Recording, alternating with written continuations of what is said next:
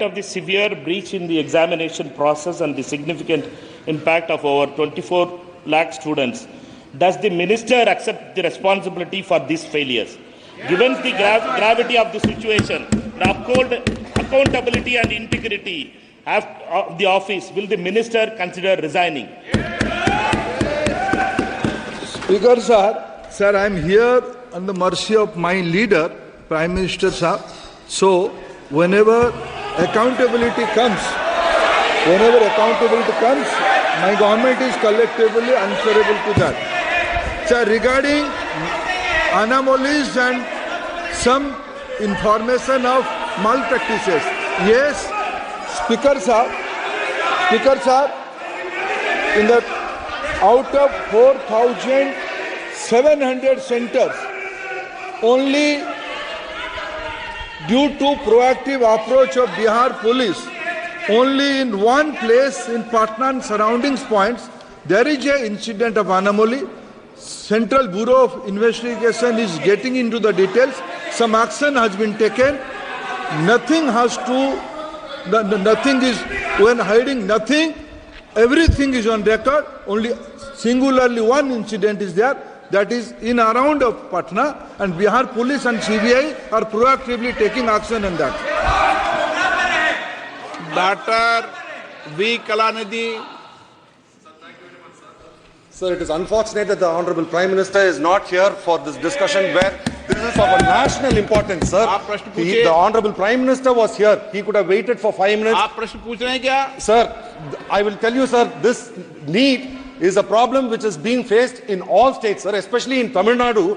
We have been, from its inception, we have been objecting to NEET, and we have said that the decision to implement NEET should be given to the states, sir. The states should be allowed to decide whether NEET should be practiced in the individual states or not. Sir, we have asked a question if there is a proposal to scrap NEET, and that question is loaded with the deaths of so many students, sir. Starting from Anita, so many students have died because of this NEET exam, and they come out with a single line, sir. At present, there is no proposal to scrap the NEET UG examination. We probably should write it on their deathbed, sir. We should write it on the students' deathbed that the government is saying that we have no proposal to scrap this thing. Sir, I request that this government should scrap NEET. And you are talking so much about the constitution, sir. Sir, during the emergency, you are talking about Samvidhan and all those things. Sir, 1 minute, sir. I will finish. Speaker, sir, with your permission, I would like to. Okay. Sir, I would like to submit in front of you, in front of this House through you, sir. Sir, let me inform this August House the background of the NEET.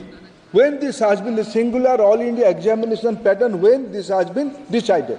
I am putting the facts in front of you. Sir, in 2010, for the first time, this decision has been taken by the then government. Sir, everybody knows in 2010 who was in the government, who has supported this government. First time in the 2010 this decision has been taken. Subsequently twice this issue has been raised in front of Honorable Supreme Court. Both the time Honorable Supreme Court has recommended for a single examination in all India level. At first, this examination was conducted by CBSE. Subsequently, the new agency, National Testing Authority, has been assigned to conduct this examination. This is a continuous process. From the 2010 onward, this debate is on. Those who have decided to conduct that examination in those days, today, due to political reason, they are putting fingers. Today, there is categorical answer from government. Due to Supreme Court's guidance and the instruction, single examination, all India pattern examination is very successfully on. And regarding Tamil Nadu, sir,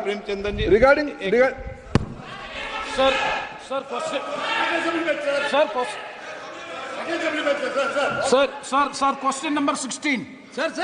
No, how can Same question.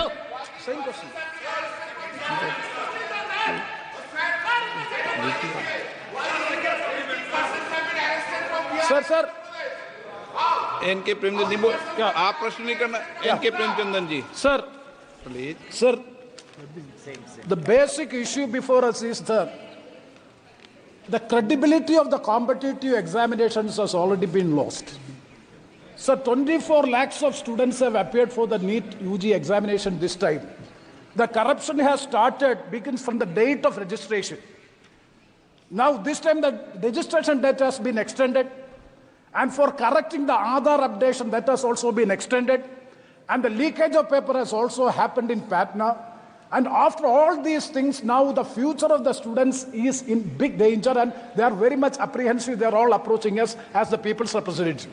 So the point is, the CBI investigation is going on. So far, only one case is registered and one affair is registered. CBI investigation is going on, and a committee has also been constituted to look into it. So our case is whether, since it is a matter which is concerning the people at large, I think that this is the right forum by which this matter has to be discussed. So my question is, one question is regarding the centers of excellence like AIMS, JIPMER, AFC, whether a separate competitive test will be conducted, and in order to examine in detail whether a joint parliamentary committee be constituted so as to investigate into this matter. That is a specific question I am asking, sir. Honorable Speaker, sir, as I said in my previous reply, there is a background why this pattern of NEET examination is conducted.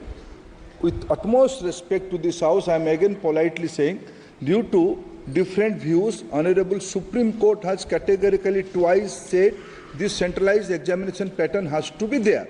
Regarding some anomalies, very government has nothing to hide. We have put all the facts in front of Supreme Court. Very right now, Supreme Court is hearing that case. It will be proper to just wait and watch what Supreme Court is giving instruction, and this House is open to any kind of discussion. Akhilesh Yadav ji 1 minute में सबका जवाब दूंगा आज। चलो बैठो। अध्यक्ष महोदय, मैं आपका धन्यवाद देना चाहता हूं। देश के बहुत महत्वपूर्ण सवाल पर आपने मुझे पूछने का समय दिया है। अध्यक्ष महोदय, ये सरकार किसी और का रिकॉर्ड बनाए ना बनाए, लेकिन पेपर लीक का रिकॉर्ड जरूर ये सरकार बनाएगी। अध्यक्ष महोदय, मुझे इसके बैकग्राउंड में नहीं जाना है कि पूछें। अध्यक्ष महोदय, मुझे बैकग्राउंड में नहीं जाना है कि कब कैसे किस संस्था को बनाया गया है। पूरे देश के छात्र इस पे आंदोलित थे। लगातार अखबार और सीबीआई की जांच के बाद चीजें सामने आ रही हैं, लोग पकड़े जा रहे हैं, जेल भेजे जा रहे हैं। मैं अध्यक्ष महोदय आपके माध्यम से पूछना चाहता हूं मंत्री जी से, क्या सेंटर वाइज जिन बच्चों को सबसे ज्यादा नंबर मिले हैं, क्या उसकी सूची जारी करेंगे? 30,000 सीटें जहां हैं, कई सेंटर अध्यक्ष महोदय ऐसे हैं जहां 2,000-2,500 बच्चे पास हो गए हैं। सरकारी सीटें 30,000 हैं, कई सेंटर में 2,000 से ज्यादा पास हो गए। कई प्रदेश के ऐसी जगह है जहां पर कुछ सेंटर से 600 से 650 से ज्यादा सबसे ज्यादा नंबर हैं। और अगर वो संस्था इतनी क्रेडिबल थी तो अध्यक्ष महोदय जिन सेंटर्स पे ये परीक्षा हुई उन सेंटर्स का इंफ्रास्ट्रक्चर क्या था? क्या मंत्री जी ने जानकारी की थी इस बात की?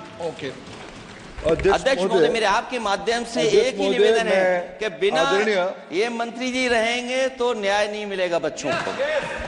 अध्यक्ष महोदय, आदरणीय अखिलेश जी की प्रश्न का मैं विनम्रता से उत्तर देना चाहूंगा कि अभी सुप्रीम कोर्ट में जो चल रहा है केस, सुप्रीम कोर्ट ने ऑर्डर दिया पूरा विद्यार्थियों की सूची को वेबसाइट में उपलब्ध करा दो। सर, पिछले 3 दिन से देश भर की सारे विद्यार्थियों की लिस्ट पब्लिक डोमेन में उपलब्ध है।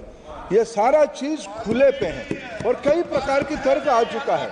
सर, मैं एक अभी उसमें केरल के विद्यार्थी भी अच्छे किए हैं, क्या हम ये कहेंगे भी वहां भी कुछ गड़बड़ी हुई थी?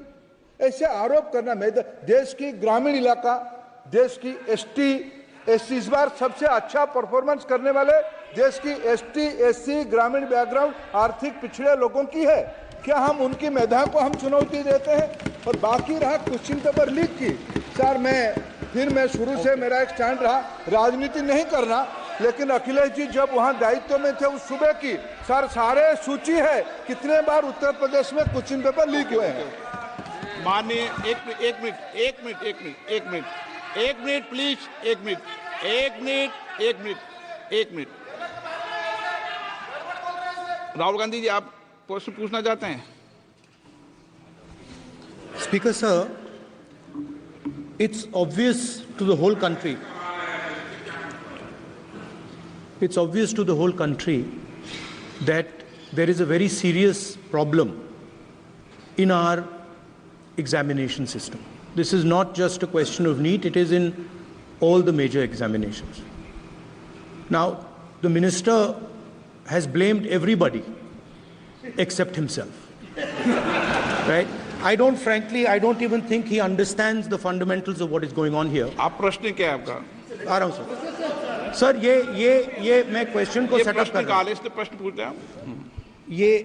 The issue is that there are millions of students in this country who are extremely concerned at what is going on and who are convinced that the Indian examination system is a fraud.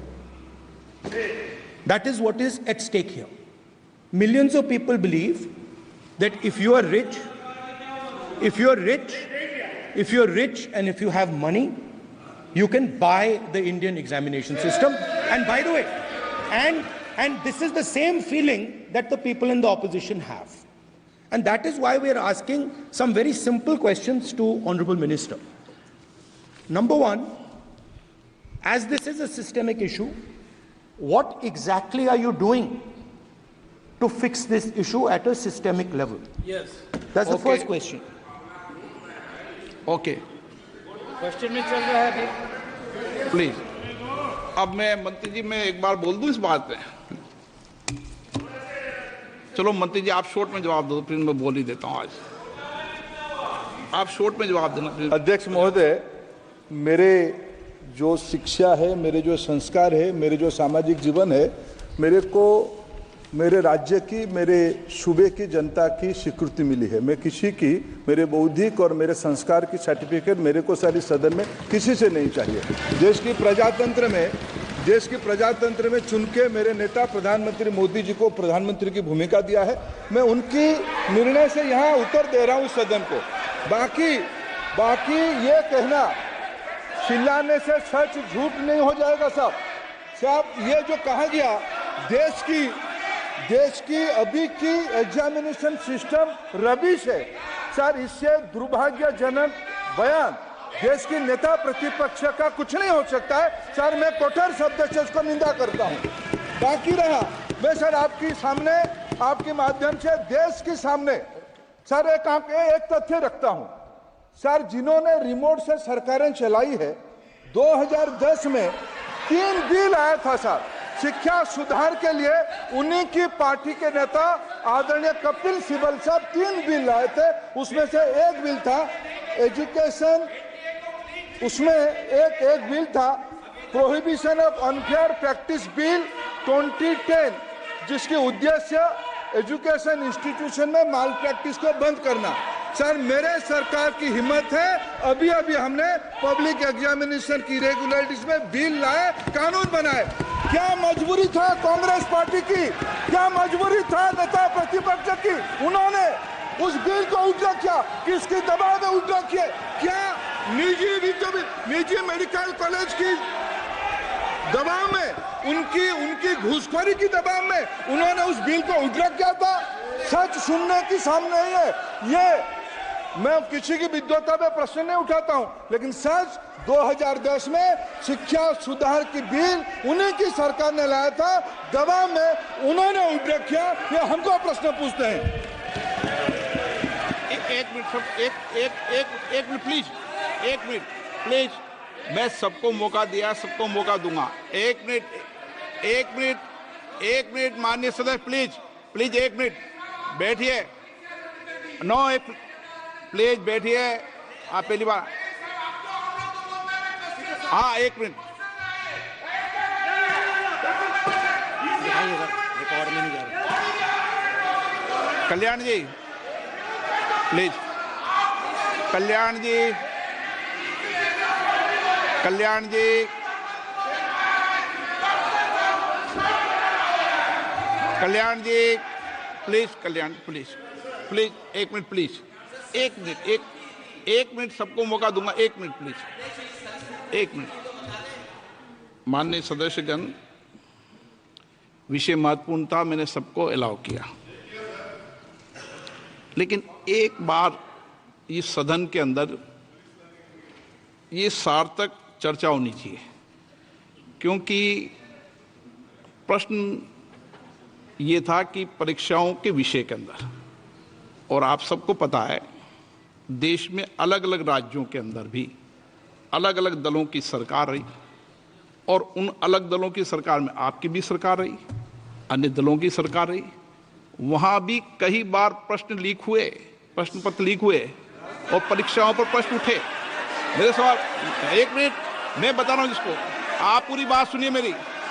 मेरा कहना यह है कि हम और उन एक minute please बैठिए, प्लीज बैठिए, एक मिनट नीट नहीं, सारी हमारा सवाल ये है कि हम यहाँ इसलिए चिंता के लिए बैठे हैं कि भविष्य में हमारे विद्यार्थियों के भविष्य पर कोई विषय न उठे, इसलिए किस तरीके का मैकेनिज्म डेवलप करें, परीक्षाओं का क्या बेहतर सिस्टम डेवलप करें, इसमें सबके सुझाव आए ताकि भविष्य के अंदर, और उसके लिए जो उत्तम सुझाव हो सकते हैं सरकार भी उस उत्तम सुझावों को मानेगी।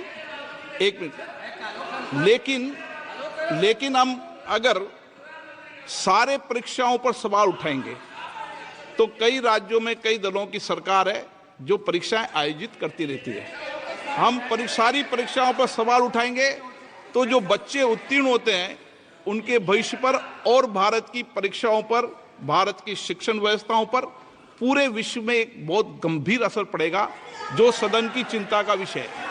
और इसके लिए सभी राज्यों ने अपने अपने यहाँ कानून बनाए, संसद ने भी कानून बनाए।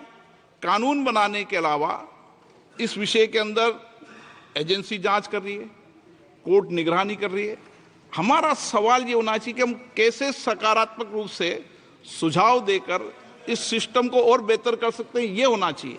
आरोप प्रत्यारोप से सदन नहीं है, आप बेहतर सिस्टम डेवलप करो। और कभी भी सारे एग्जामिनरों पर सवाल उठाना सदन के लिए उचित नहीं है। ये सदन इसके लिए है भी नहीं platform. No question number 3, Shri D Prasad Rao. प्रश्नकाल में सबको सवाल उठाने दिया और एक बार सवाल उठाने के बाद दोबारा नहीं उठाने दिया जाता। संसद नियम प्रक्रियाओं से चलती है और नियम प्रक्रियाओं से मैंने चलाया। श्री डी प्रसाद राव, प्रश्न नंबर 3। 9 नंबर से मैंने सदन की चिंता क्वेश्चन नंबर सरकार को बता दी है और आप सबको बता दी है। Honorable Speaker, thank you so much for allowing me to speak this important question. I am Prasad Rao from Chittoor constituency, Andhra Pradesh. Our beloved Honorable CM Chandrababu Naidu Garu has requested substantial financial support from the center to help reconstruct and rebuild the Andhra Pradesh. एक minute please, आप प्रश्न संख्या 3 है, पहले बोलो प्रश्न संख्या 3। Question number 3. माननीय मंत्री जी, कोई दिक्कत नहीं, सब सीधे पहली बार आए, अब माननीय प्रश्न पूछें प्लीज सदस्य। Thank you very much for allowing me to speak this very important question, Honorable Speaker. This is Prasad Rao from Chittoor constituency, Andhra Pradesh. Our beloved Honorable CM Chandrababu Naidu Garu has requested substantial financial support from the center to help reconstruct and rebuild the Andhra Pradesh, which is facing acute financial challenges, stalled infrastructure projects. In this context, Honorable Speaker, I would like to know from the Honorable Minister about the centrally sponsored schemes and the projects that have been stopped or discontinued in the state of Andhra Pradesh, along with the reasons for the same. The current